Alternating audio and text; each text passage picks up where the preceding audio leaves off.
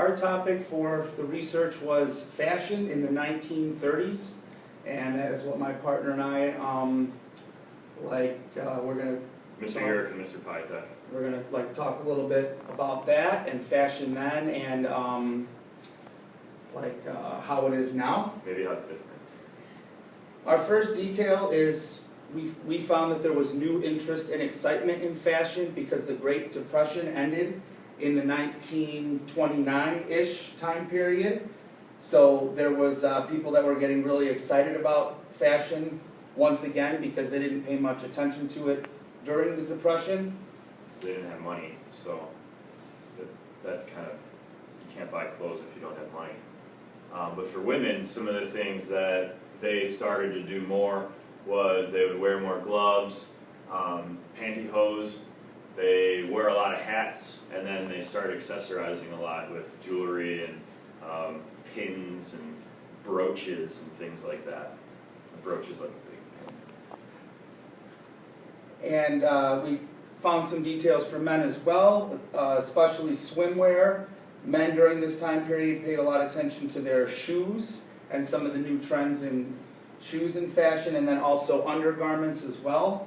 This is an image we found of some shoe styles that were popular in the 1930s, so that's why we picked that one. We chose not to put images of undergarments because we knew that would be inappropriate for class, but they were a lot different then than they are now. So the Hollywood effect, Hollywood was starting to get very popular. Stars like Betty Davis, you may have seen a movie with her, but I doubt it because it was probably in black and white. But they did start to get color around that time period too. Like The Wizard of Oz was now both in color and in black and white. And people were just really in love and enamored with Hollywood. So they started to emulate what the characters were doing. And here's a picture of Betty Davis that we found. She'd probably be about 140 right now, but she was pretty, definitely. And our final detail that we selected was marketing. We spent some time researching how companies would market their products, and window displays were very big. In the 1930s, they still had catalogs that they would send out in the mail. There was also a lot of advertising in magazines, and you had many department stores. Sears is one of them, and Bloomingdale's. This is also a picture that we chose because of the time period. You have the streetcar, you have like a horse and buggy back there, and so you have this kind of different technologies almost. But Bloomingdale's existed back then, and Sears Roebuck was one of the biggest. Macy's was the biggest at the time period, but Sears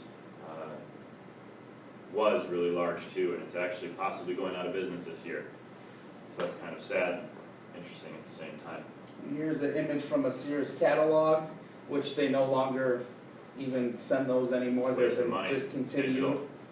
Everything is digital. So with that in mind, we had a couple things to connect it to then and now. We have Amazon, which is where many of us do our shopping. In fact, we found that in the next 7 years, they hope to even have drones deliver things to people's homes. An expression, what did I say for expression? I don't remember. I don't know. Is that? People were expressing themselves more. So, I suppose. And so Yeah, and that was then, it's now, and it's different now.